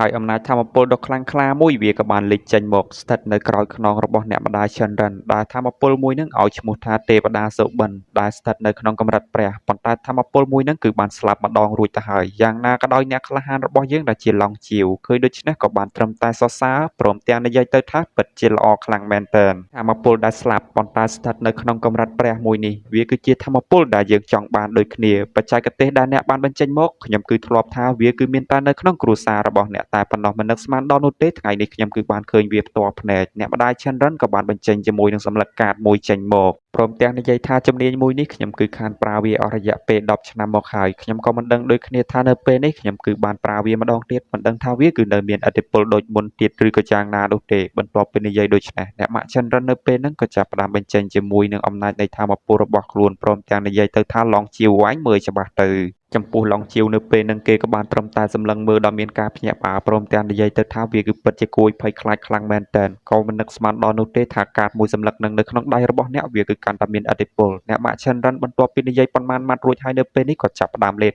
កាតមួយហ្នឹងចូលទៅក្នុងរាងកាយហើយយើងឃើញថាអំណាចថាមពលដែលចេញមកលើកនេះវាគឺខ្លាំងជាងលើកមុននិងសម្បើមដៃទៀតផងដែលធ្វើឲ្យឈិនរិនឃើញដូច្នេះក៏បានត្រឹមតែស្រែកទៅកាន់អ្នកម៉ាក់របស់ខ្លួនតែប៉ុណ្ណោះចំណែកឡងជាវក៏បានត្រឹមតែនិយាយទៅថាមើលទៅខ្ញុំគឺពិតជាបានមើលស្រាលជាមួយនឹងអំណាចថាមពលមួយនេះហើយទីស្នាក់ការរបស់ឡងជាវក៏បានផ្ទុះបែកគ្រប់គ្នានៅពេលហ្នឹងក៏បានត្រឹមតែសម្លឹងមើលនិយាយថាទីក្រុងខាងលើហ្នឹងតាមជួបបញ្ហាអ្វីទៅស្របពេលនោះយើងក៏បានឃើញជាមួយនឹងមនុស្សអាចកំបាំង2នាក់នេះបានត្រឹមតែនិយាយទៅថាពិតជាគួរឲ្យចាប់អារម្មណ៍ក្មេងស្រីម្នាក់ក៏បាននិយាយទៅថាលោកគ្រូតើពួកយើងគឺត្រូវដោះស្រាយបញ្ហាមួយនឹងដែរទេបរិសុទ្ធពាក់ម៉ាស់ខ្មៅក៏បាននិយាយទៅថាពួកយើងគឺទៅមើលទៅយើងកាត់មកមើលអំណាចនៃថាមពលបិសាចដែលធ្វើឲ្យមានការផ្ទុះយ៉ាងខ្លាំងក្លានៅទីស្នាក់ការរបស់លោកប្រធានឡងជាវនៅពេលនេះយើងក៏បានឃើញដៃបិសាចមួយក៏បានវាយថ្មចេញមកផ្នែកខាងក្រៅហើយបិសាចមួយនឹងវាគឺបានរួមខ្លួនបញ្ចូលជាមួយនឹងអ្នកម៉ាក់របស់ឈិនរិនហើយអំណាចថាមពលវិញក៏សម្បាប៉ុន្តែប្រធានឡងជាវក៏នៅតែមិនភ័យព្រួយព្រមទាំងនិយាយចំអកទៀតថាជាមួយនឹងរូបរាងបិសាចដ៏កំណាចមួយនេះថ្មីត្បិតតែវាខ្លាំងក្លាប៉ុន្តែក៏នៅតែមិនមែនជាគូប្រកួតរបស់ខ្លួនបន្ទាប់ពីនិយាយដូច្នេះគេក៏បានដាក់ថាមពលនៅខាងដៃស្ដាំរបស់ខ្លួនព្រមទាំងនិយាយទៅថាជាមួយនឹងអំណាចថាមពលបន្ទះឈីបរបស់គេគឺពិតជាខ្លាំងក្លាជាងនិយាយរួចហើយក៏បានវាយចុះទៅផ្នែកខាងក្រោមបញ្ចេញជាមួយនឹងក្បួនដ៏អស្ចារ្យមួយនេះច្រវាក់ជាច្រើនក៏បានចេញមកចងពាត់ទៅកាន់សត្វបិសាចដ៏កំណាចរបស់យើងមួយនេះដែលធ្វើឲ្យសត្វបិសាចក៏បានប្រើប្រាស់ជាមួយនឹងកន្ទុយរបស់វាចង់វាយបកទៅវិញអ្នកក្លាហានឡងជាវប្រើប្រាស់តែដៃម្ខាងក៏អាចទប់ទល់ជាប់ចំពោះឡងជាវរបស់យើងក៏បាននិយាយទៅថាសមត្ថភាពត្រឹមតែប៉ុណ្ណឹងគឺចង់មកប្រកួតជាមួយនឹងខ្លួនផងគឺពិតជាមិនអាចឡើយអ្នកម៉ាក់របស់ឈិនរិននៅពេលនេះក៏បានចាប់រាងកាយឈិនរិនរបស់យើងបានព្រមទាំងនិយាយទៅថាមើលទៅនៅពេលនេះឯងគឺពិតជាលំបាកពេកហើយចំពោះអ្នកម៉ាក់ឈិនរិនកំពុងតែនិយាយជាមួយនឹងកូនរបស់ខ្លួនស្របពេលដែលសត្វបិសាចដ៏កំណាចក៏បាននិយាយទៅថាស្ត្រីចាស់នៅពេលនេះពួកយើងមានតែវិធីមួយផ្សេងទៀតទេដើម្បីធ្វើការរឹតបន្តឹងនៅរាងកាយរបស់ពួកយើងទាំងពីរឲ្យស៊ីមេទ្រីដើម្បីមានកម្លាំងទប់ទល់ជាមួយនឹងម្នាក់នោះដែលធ្វើឲ្យអ្នកម៉ាក់ឈិនរិនរបស់យើងនៅពេលនេះក៏បាននិយាយទៅថាខ្ញុំគឺមិនចង់ធ្វើអ្វីទាំងអស់ប៉ុន្តែប្រសិនបើជួយសង្គ្រោះកូនរបស់ខ្ញុំបានខ្ញុំគឺនឹងលះបង់ដូចគ្នាចំពោះបិសាចកំណាចឮពាក្យសម្ដីអ្នកម៉ាក់ឈិនរិននិយាយបែបហ្នឹងហើយក៏បានតបទៅវិញទៅថាមើលទៅអ្នកកំពុងតែមើលងាយអំពីកម្លាំងរបស់ខ្ញុំហើយមែនទេខ្ញុំគឺនឹងឲ្យអ្នកឃើញជាមួយនឹងកម្លាំងរបស់ខ្ញុំទៅចោះបន្ទាប់ពីនិយាយគេក៏បានប្រើប្រាស់ជាមួយនឹងកម្លាំងរាងកាយរបស់គេហ្នឹងគឺដើម្បីធ្វើការប្រដាច់នៅច្រវាក់ដែលជាប់ជាមួយនឹងរាងកាយរបស់គេទាំងអស់នេះចេញហើយមិនដឹងថាវាគឺជាសត្វបិសាចស្អីនោះទេព្រោះថាវានៅទីកន្លែងមួយហ្នឹងគឺពិតជានិយាយច្រើនហោហែខ្លាំងមែនតើបិសាចដ៏កំណាចរបស់យើងនៅពេលហ្នឹងក៏នៅតែបន្តធ្វើការប្រើប្រាស់ជាមួយនឹងកម្លាំងរបស់ខ្លួនដើម្បីធ្វើការប្រដាច់នៅច្រវាក់ប៉ុន្តែមើលទៅច្រវាក់វេទមន្តទាំងអស់ហ្នឹងវាគឺពិតជាមិនមែនងាយនោះទេដើម្បីឲ្យបិសាចរបស់យើងចាប់ការតាមតែអំពើចិត្តប៉ុន្តែបិសាចរបស់យើងក៏នៅតែសោចបានព្រមទាំងនិយាយបន្តទៀតហើយថានៅពេលនេះបើយើងរួចចេញពីចំណងមួយនេះបានយើងគឺនឹងទៅសម្លាប់ម្នាក់នោះមុនគេព្រមទាំងឲ្យវានឹងគឺបំរើខ្ញុំឲ្យបានល្អទៀតផងយល់យ៉ាងណាដែរអ្នកនាងចំណាស់តើយល់ព្រមជាមួយនឹងកិច្ចព្រមព្រៀងរបស់ខ្ញុំដែរទេអ្នកម៉ាក់ឈិនរិនរបស់យើងនៅពេលហ្នឹងគឺមិនមាត់អីសំបីតែបន្តិចហើយគាត់ក៏បានបញ្ចេញជាមួយនឹងអំណាចនៃធម៌ពលទាំងអស់នេះដែលមើលទៅគឺពិតជាខ្លាំងសម្បាបិសាចដ៏កំណាចនៅពេលហ្នឹងក៏បាននិយាយទៅថាតើអ្នកគឺចង់ធ្វើអីហ្នឹងចង់លះបង់រាងកាយរបស់អ្នកមែនទេចំណែកអ្នកម៉ាក់ឈិនរិនរបស់យើងនៅពេលហ្នឹងមិនខ្វល់ឡើយឡងជីវរបស់យើងក៏បានស្ទុះចូលមកដែលធ្វើឲ្យអ្នកម៉ាក់ស្រស់ស្អាតក៏បាននិយាយទៅថានៅពេលនេះឯងគឺច្បាស់ជាចប់ព្រោះថាឯងហ៊ានចូលទាំងបែបនេះ ព្រោះមនុស្សនៅក្នុងពិភពលោកមួយនេះដែលដឹងអំពីអត្តសញ្ញាណរបស់ខ្លួនថាជាអ្នកប្រមាញ់សត្វចម្លែកពួកគេនឹងគឺពិតជាមិនសូវដឹងច្រើនប៉ុន្មានឡើយដែលធ្វើឲ្យឡង់ជីវរបស់យើងនៅពេលហ្នឹងក៏ហាក់ដូចជាឈប់បន្តិចព្រមទាំងសម្លឹងមើលនិយាយទៅថាបិសាចមួយនេះវាគឺពិតជាមានភាពប្រែប្រួលគួរឲ្យភ័យខ្លាចខ្លាំងមែនទែនតើឥទ្ធិពលមួយនេះចេញមកពីណាទៅវាគឺពិតជាខ្លាំងណាស់ចំពោះអ្នកម៉ាក់ Chandran ក៏បាននិយាយទៅថារាងកាយរបស់គាត់នៅពេលនេះគឺពិតជាទន់ខ្សោយខ្លាំងណាស់ប្រសិនបើហ៊ានប្រើធម្មពលគាត់ក៏មិនមានជីវិតដូចគ្នាប៉ុន្តែគាត់គឺមិនស្ដាយនោះទេប្រើប្រាស់នៅធម្មពលតែម្ដងឡង់ជីវឃើញដូច្នេះបានត្រឹមតែញញឹមហើយច្រវាក់ទាំងអស់នឹងនៅពេលនេះចាប់ផ្ដើមរុំព័ទ្ធទៅកាន់រាងកាយរបស់គេវិញចំពោះ Chandran របស់យើងនៅពេលហ្នឹងក៏បានដឹងខ្លួនឡើងមកវិញដោយមានច្រវាក់សម្អាតព្រលឹងហ្នឹងគឺជាអ្នកជួយដែលធ្វើឲ្យគេក៏បាននិយាយទៅថាអ្នកម៉ាក់គឺពិតជាមានធម្មពលខ្លាំងមែនទែនហេតុអីក៏អ្នកម៉ាក់មិនប្រើវាតាំងពីមុនមកដែលធ្វើឲ្យអ្នកម៉ាក់ Chandran បន្ទាប់ពីឮហើយក៏បានត្រឹមតែយកដៃប៉ះទៅកាន់ថ្ពាល់របស់កូនប្រុសព្រមទាំងនិយាយទៅថាឪពុករបស់អ្នកគឺមានរឿងរ៉ាវជាច្រើនបានកើតឡើងចំពោះខ្លួនរបស់គាត់យ៉ាងណាក៏ដោយអ្នកម៉ាក់គឺពិតជាចង់លាក់នៅអតីតកាលទាំងអស់នេះខ្លាំងណាស់ប៉ុន្តែមកដល់ពេលនេះហើយអ្នកម៉ាក់គឺពិតជាមានអារម្មណ៍ថាខុសប៉ុន្តែទោះបីជាពេលវេលាត្រឡប់ក្រោយក៏ដោយក៏វានឹងគឺមិនអាចធ្វើអ្វីបានដូចគ្នាព្រោះអ្នកម៉ាក់ក៏នៅតែសម្រេចចិត្តធ្វើបែបនេះហើយទោះបីជាអ្នកម៉ាក់មិនអាចរស់នៅបានដល់ថ្ងៃស្អែកយ៉ាងណាក៏ដោយក៏អ្នកម៉ាក់នឹងនៅតែសម្រេចចិត្តថាមិនអោយឯងនឹងគឺស្ថិតនៅក្នុងការគ្រប់គ្រងរបស់អ្នកដទៃឡើយដូច្នេះនៅពេលនេះឯងកុំស្ថិតនៅក្នុងការបំភាន់របស់ពួកគេអីសោះពាក្យចុងក្រោយដែលម៉ែប្រាប់ឯងគឺត្រូវតែធ្វើអ្វីដែលឯងចង់ធ្វ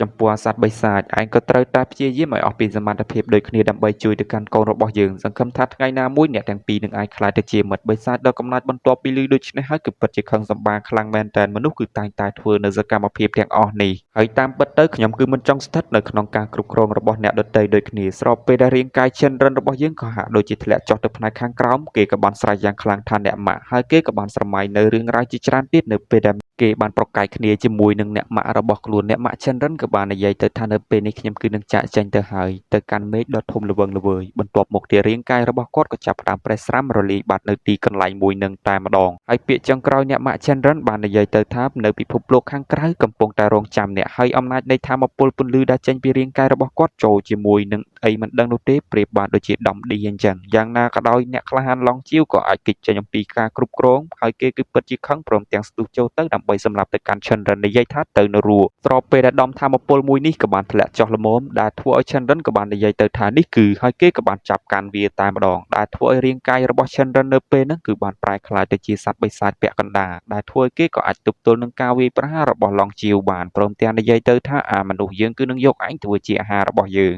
ងចំពោះឡង់ជាវបន្ទាប់ពីឃើញជាមួយនឹងរឿងរ៉ាវទាំងអស់នេះគឺពិតជាភ្ញាក់ផ្អើលមិននឹកស្មានដល់នោះទេថាឯងនឹងគឺបានបន្តវេនអំពីម្ដាយរបស់ឯងខ្លាចទៅជាអ្នកប្រមាញ់ដូចគ្នាចំណែក Chandran របស់យើងនៅពេលហ្នឹងក៏បានដាក់ធម្មពលនៅដៃរបស់គេមកខាងទៀតចំណែកឡង់ជាវក៏បានស្រែកយ៉ាងខ្លាំងបញ្ចេញធម្មពលដើម្បីរារាំងហើយធម្មពលមួយហ្នឹងគឺធ្វើឲ្យរាងកាយ Chandran ពិបាកធ្វើសកម្មភាពប៉ុន្តែរាងកាយមួយផ្នែកទៀតដែលជាសត្វបិសាចវាក៏ចាប់ផ្ដើមសោកឡើងព្រមទាំងនិយាយទៅថាល្អខ្លាំងណាស់ធម្មពលនេះគឺដូចជាចំណីរបស់យើងអញ្ចឹងឯងកំពុងតែចិញ្ចឹមខ្ញុំមែនទេហើយគេក៏ចាប់ផ្ដើមលើបត្របាក់នៅអំណាចធម្មពលទាំងអស់ហ្នឹងចូលទៅក្នុងរាងកាយព្រមទាំងនិយាយទៅថាគ្រាន់តែជាល្បិចតិចតួចចំពោះឡង់ជាវឃើញបែបហ្នឹងហើយមានការភ្ញាក់ផ្អើលនិយាយទៅថាឯងគឺហ៊ានស៊ីអំណាចធម្មពលវាយប្រហាររបស់យើងផងនិយាយមិនទាន់ផុតគេក៏ត្រូវបានប៉ាងដោយសារតែស្នាដៃសត្វបិសាចដែលស្ថិតនៅក្នុងខ្លួនរបស់អ្នកក្លាហាន Chandran ធ្វើឲ្យឡង់ជាវក៏បានក្អួតយ៉ាងខ្លាំងនិងក្អកទៀតផងនៅទីកន្លែងមួយហ្នឹងហើយគេក៏បាននិយាយទៅថាឯងស្របពេលដែលបិសាចក៏បានធ្វើដំណើរចូលមកនិយាយទៅកាន់ឡង់ជាវថាយើងគឺខាន់ញ៉ាំសាច់ស្រស់យូរមកហើយដែលធ្វើឲ្យឡង់ជាវរបស់យើងប្រព័ន្ធរបស់គេក៏បានប្រមានថាគ្រោះថ្នាក់ដែលធ្វើឲ្យគេនៅពេលហ្នឹងគឺមិនអាចគេចចេញបាននោះទេពីព្រោះថាបិសាចនៅក្នុងរាងកាយ Chandran របស់យើងហ្នឹងក៏បានខំស៊ីឡង់ជាវទាំងរស់តែម្ដងចំពោះឡង់ជាវរបស់យើងនៅពេលហ្នឹងក៏បានត្រឹមតែស្រែកពោពេញទៅដោយការឈឺចាប់នៅទីកន្លែងមួយហ្នឹងតែប៉ុណ្ណោះហើយគេក៏មិនអាចធ្វើអ្វីបានដូចគ្នាចំណែកសត្វបិសាចដ៏កំណាចនៅក្នុងខ្លួន Chandran ក៏បានខាំយកតែម្ដងឡង់ជាវរបស់យើងនៅពេលនេះក៏កាន់តែស្រែកព្រមទាំងអាចរំដោះខ្លួនបានសាច់មួយដុំក៏បានចូលទៅក្នុងមាត់តួប្រុសរបស់យើងដែលធ្វើឲ្យរាងកាយជាមនុស្សរបស់គេក៏បានគួតចេញមកវិញហើយគ្រាន់តែមើលឃើញចឹងទៅក៏ដឹងហើយថាម្ខាងជាមនុស្សម្ខាងទៀតជាបិសាចដូច្នេះហើយការស៊ីសាច់មនុស្សហ្នឹងគឺពិតជាធ្វើឲ្យ Chandran របស់យើងហ្នឹងមានការខ្ពើមរអើមខ្លាំងមែនទែនប៉ុន្តែ Chandran របស់យើងក៏នៅតែមានចិត្តមួយសងសឹកទៅកាន់លោកប្រធានឡង់ជាវរបស់យើងម្នាក់នេះដូច្នេះហើយទើបធ្វើឲ្យរាងកាយ របស់ Chandra នៅពេលហ្នឹងគឺហាក់ដូចជា symmetry ជាមួយនឹងរាងកាយបិសាចខ្លាំងមែនតែនៅពេលដែលបានរួមបញ្ចូលគ្នាបានត្រឹមតែពាក់កណ្ដាលចំពោះឡងជាវរបស់យើងបានត្រឹមតែដាច់ដៃម្ខាងស្រែកឈឺចាប់នៅទីកន្លែងមួយនឹងតែប៉ុណ្ណោះចំណែកសត្វបិសាចដ៏កំណាចក៏បាននិយាយបន្តទៀតហើយគឺមិនទាន់ស្លាប់ទៀតមែនទេហើយតើឯងហ្នឹងគឺចង់សងសឹកដែរទេស្របពេលដែលប្រធានឡងជាវក៏បាននិយាយទៅកាន់ជំនួយការរបស់ខ្លួនតាមពិតទៅជំនួយការរបស់គាត់ហ្នឹងគឺមិនទាន់ស្លាប់នៅឡើយនោះទេកំពុងតែហាក់ដូចធ្វើការវិវត្តនៅរាងកាយថ្មីមួយទៀតដែលធ្វើឲ្យឡងជាវក៏បាននិយាយទៅថាពញាពេលខ្ញុំបន្តិចបានទេដែលធ្វើឲ្យនាងក៏ហាក់ដូចជាពិបាកដែលធ្វើឲ្យទូប្រុសរបស់យើងនឹងសត្វបិសាចនៅពេលនេះក៏កាន់តែកំណាចជាងលើកមុនព្រមទាំងនិយាយទៅថាក្មេងតូចនៅពេលនេះឯងគឺមិនចាំបាច់ខ្វល់ជាមួយនឹងម្នាក់នោះទេព្រោះថានាងនឹងក៏ចិត្តនឹងស្លាប់ដូចគ្នាបន្ទាប់ពីគេនិយាយដូច្នេះហើយក៏បានស្ទុះចូលទៅចំណែកឡងជាវរបស់យើងមានដៃតែម្ខាងផងដូច្នេះហើយគឺមិនអាចទប់ទល់ជាប់ជាមួយនឹងកំដាប់ដៃបិសាចមួយនឹងបានឡើយនៅពេលនោះChandran និងសត្វបិសាចពីរអ្នកខ្លួនមួយសម្រុកចូលទៅបើកការវាយប្រហារទៅកាន់លោកប្រធានឡងជាវរបស់យើងដែលមើលទៅអំណាចនៃធម៌ពលមួយនឹងគឺពិតជាខ្លាំងបាតដៃបិសាចមួយក៏បានចាប់ច្របាច់មកប្រធានឡងជាវរបស់យើងក៏បានត្រឹមតែស្រែកស្របពេលដែលអំណាចធម៌ពលក៏បានផ្ទុះមកផ្នែកខាងលើមើលទៅគឺពិតជាសម្បើមសត្វបិសាចគឺពិតជាសោកសប្បាយចិត្តខ្លាំងមែនទែនព្រមទាំងនិយាយពាក្យដ៏កំណាចទៀតហើយថាតើឯងខ្លាចវាដែរទេនិយាយហើយក៏បានសោកស្របពេលដែលមុខរបស់លោកប្រធានឡងជាវនៅពេលនេះក៏ហាក់ដូចជាមានខែការពារមួយដែលធ្វើឲ្យលោកប្រធានឡងជាវរបស់យើងគឺស្ទើរតែមិនចង់ជឿថាគាត់នឹងគឺចាញ់ក្រោមដៃរបស់សត្វបិសាចដ៏កប៉ិកកប៉ុកបែបនេះចំណែកជំនួយការរបស់លោកប្រធាននៅពេលហ្នឹងក៏បានត្រឹមតែស្រែកដោយនិយាយទៅថាមិនអាចទៅរួចនោះទេអំណាចធម៌ពលមួយនេះវាគឺពិតជាខ្លាំងសម្បាពេកហើយស្របពេលដែលតួប្រុសរបស់យើងនិងសត្វបិសាចនៅពេលនេះក៏ចាប់ផ្ដើមប៉ើងចេញមកដែលធ្វើឲ្យសត្វបិសាចនិង Chandran ក៏បាននិយាយព្រមគ្នាថាតើមានរឿងអីកើតឡើងទៅមកមើលនៅរាងកាយឡងជាវនៅពេលនេះអំណាចធម៌ពលពណ៌ស្វាយបានចេញមកព្រមទាំងនិយាយទៅវិញហើយថាចាប់តាំងពីឯងខ្លាចទៅជាអ្នកប្រមាញ់ហើយនៅពេលនេះយើងគឺនឹងបង្ហាញឯងអំពីរបៀបប្រមាញ់នៃមនុស្សព្រៃដូចជាឯងម្ដងហើយតើឯងស្គាល់អំណាចនៃធម៌ពលដែលយើងបានបញ្ចេញមកនេះទេវាគឺជាការប្រើប្រាស់នៅធាតុឲ្យវាប្រែក្លាយទៅជាវេទមន្តដីបង្កើននៅកម្លាំងរបស់យើងនឹងឲ្យកាន់តែខ្លាំងជាងមុនមួយកម្រិតទៀតបន្ទាប់ពីឮជាមួយនឹងពាក្យសម្ដីបែបនេះ Chandran និងសត្វបិសាចក៏បាននិយាយទៅថាយើងមិនជឿនិងមិនខ្វល់ឡើយប៉ុន្តែយ៉ាងណាក៏ដោយយើងគឺត្រូវតែកម្ចាត់ឲ្យបានឯងនៅក្នុងថ្ងៃនេះចំពោះឡងជាវរបស់យើងនៅពេលហ្នឹងក៏បានស្ទុះចូលមកនិយាយថាហ៊ានប្រមាថនៅវេទមន្តរបស់យើងផងហើយគេក៏បានស្ទុះចូលទៅដោយកំដាប់ដៃដ៏ខ្លាំងក្លារបស់គេចំណែក Chandran និងសត្វបិសាចនៅពេលនេះក៏បានស្ទុះចូលទៅដូចគ្នាមិនដឹងថាយ៉ាងម៉េចយ៉ាងម៉ាកញ្ញាស្រស់ស្អាតដែលឃើញហេតុការណ៍ទាំងអស់ហ្នឹងក៏បាននិយាយទៅថាមើលទៅនៅពេលនេះការប្រយុទ្ធគឺនៅមិនទាន់បញ្ចប់នៅឡើយនោះទេលោកគ្រូតែលោកគ្រូនឹងគឺមិនទាន់ធ្វើវិធានការទេអីដែលធ្វើឲ្យបរិះម៉ាស់ខ្មៅនៅពេលដែលឮដូច្នេះគឺអង្គុយស្ងាត់ស្ងៀមកញ្ញាស្រស់ស្អាតក៏បាននិយាយទៅថានៅក្នុងចំណោមពួកគេតើអ្នកណាគឺខ្លាំងក្លាជាងអ្នកណាទៅដែលធ្វើឲ្យកញ្ញាស្រស់ស្អាតនិយាយដូច្នេះបរិះពាក់ម៉ាស់ក៏បាននិយាយទៅថាមើលតាមស្ថានភាពមើលទៅម្នាក់នោះគឺពិតជាចម្លែកបន្តិចព្រោះរាងកាយរបស់គេបានរួមបញ្ចូលជាមួយនឹងសត្វបិសាចពាក់កណ្ដាលបាត់ទៅហើយស្របពេលដែលអ្នកក្លាហានទាំងពីរអ្នករបស់យើងនៅពេលនេះ Chandran និងឡងជាវក៏នៅតែបន្តបើកការវាយប្រហារប៉ុន្តែយ៉ាងណាក៏ដោយយើងឃើញថាទូប្រុសរបស់យើងក៏នៅតែមានព្រៀបចំណែកឡងជាវរបស់យើងនៅពេលហ្នឹងគឺមិនដឹងថាស៊ីប៉ុន្មានម៉ឺនដៃរបស់អ្នកក្លាហាន Chandran នោះទេ Chandran ក៏បាននិយាយដូចគ្នាទៀតថាឯងគឺហ៊ានហៅយើងថាជាសត្វព្រៃផងណានៅថ្ងៃនេះយើងគឺនឹងឲ្យឯងភ្លក់នៅកំដាប់ដៃសត្វព្រៃដូចជាយើងបន្ទាប់ពីនិយាយហើយគេក៏បានស្ទុះចូលទៅទៀតព្រមទាំងប្រើប្រាស់ជាមួយនឹងអំណាចធម៌ពលបន្ថែមស្របពេលដែលអ្នកក្លាហានរបស់យើងឡងជាវគេនៅពេលហ្នឹងគឺហាក់ដូចជាគ្មានកម្លាំងដើម្បីប្រយុទ្ធបន្តទៀតនោះទេមួយដៃចុងក្រោយនេះរបស់អ្នកក្លាហានបិសាចរបស់យើងធ្វើឲ្យឡងជាវនៅពេលហ្នឹងគឺពិតជាឈឺចាប់ប៉ុន្តែអ្នកក្លាហានបិសាចក៏នៅតែវាយឥតឈប់ដែលធ្វើឲ្យជំនួយការក៏បាននិយាយទៅថាឈប់ទៅដែលធ្វើឲ្យ Chandran របស់យើងនិងសត្វបិសាចបាននិយាយទៅថាឈប់មែនទេហើយនៅពេលនោះគេក៏បានងាកទៅខាងក្រោយឃើញជាមួយនឹងបរិះម្នាក់ពាក់ម៉ាស់ខ្មៅម្នាក់នេះបង្ហាញខ្លួនចេញមកព្រមទាំងនិយាយទៅថាមើលទៅអាក្មេងម្នាក់នេះគឺបានបាត់បង់ស្មារតីសត្វបិសាចដ៏កំណត់នៅក្នុងរាងកាយរបស់គេគឺបានលេបត្របាក់នៅស្មារតីរបស់គេទៅហើយចំណែកសត្វបិសាចដ៏កំណាចក៏បានត្រឹមតែញញឹមទៅកាន់អ្នកទាំងពីរលោកប្រធានឡងជាវនិងជំនួយការរបស់គាត់នៅពេលនេះបាននិយាយទៅកាន់អ្នកក្លាហានម៉ាស់ខ្មៅរបស់យើងថាឲ្យជួយមកកាន់ខ្លួនព្រមទាំងសម្រាប់ទៅកាន់ Chandranដែលធ្វើឲ្យអ្នកក្លាហានរបស់យើងបាននិយាយទៅថាលោកប្រធានឡងជាវខ្ញុំគឺតែងតែល្បីឈ្មោះរបស់លោកថាក្បាលរឹងជួបផ្ទាល់គឺពិតជាមិននឹកស្មានដល់អ្នកទាំងពីរនៅពេលហ្នឹងក៏មានការខឹងសម្បារដូចគ្នាហើយអ្នកទាំងពីរក៏បានធ្វើដំណើរចាក់ចេញពីទីកន្លែងមួយនឹងបាត់ទៅមុននឹងទៅហ្នឹងក៏បានផ្ដាំផ្ញើទៅកាន់ទូប្រុសរបស់យើងទៀតផងថានឹងជួបគ្នាម្ដងទៀតនៅលើក្រោយដើម្បីជំរះនៅបញ្ជីចាស់ចំណែក Chandran និងសត្វបិសាចចង់រត់ទៅតាមប៉ុន្តែគឺមិនទាន់ឡើយចំពោះសត្វបិសាចដ៏កំណាចរបស់យើងនៅពេលហ្នឹងក៏បានស្រែកយ៉ាងខ្លាំងថាអាណាឲ្យអ្នកទាំងពីរឯងទៅស្របពេលដែលអ្នកក្លាហានម៉ាស់ខ្មៅរបស់យើងក៏បានប្រើប្រាស់ជាមួយនឹងអំណាចធម៌ពលរបស់ខ្លួនដើម្បីធ្វើឲ្យអារម្មណ៍របស់ Chandran ស្ងប់ស្ងាត់បន្តិចយ៉ាងណាក៏ដោយអំណាចធម៌ពលរបស់គាត់នឹងគឺពិតជាខ្លាំងសម្បារសត្វបិសាចនៅក្នុងរាងកាយ Chandran នៅពេលហ្នឹងក៏បានត្រឹមតែស្រែកកាន់តែខ្លាំងក្លាឡើង ហើយបិសាចដ៏កំណាចហាក់ដូចជាមិនខ្លាចជាមួយនឹងអំណាចធម្មពលអ្នកក្លាហានម៉ាស់ខ្មៅរបស់យើងឡើយដែលធ្វើឲ្យកញ្ញាស្រស់ស្អាតរបស់យើងការដែលឃើញដូច្នេះហើយក៏មានការភ្ញាក់ផ្អើលព្រមទាំងនិយាយទៅថាលោកគ្រូតើនៅពេលនេះគួរតែធ្វើបែបណាបន្តទៀតដែលធ្វើឲ្យអ្នកក្លាហានរបស់យើងក៏បាននិយាយទៅថានៅពេលនេះឆន្ទៈរបស់គេនឹងគឺពិតជារញ៉េរញ៉ៃព្រោះឆន្ទៈរបស់សត្វបិសាចនិងឆន្ទៈក្មេងប្រុសម្នាក់នោ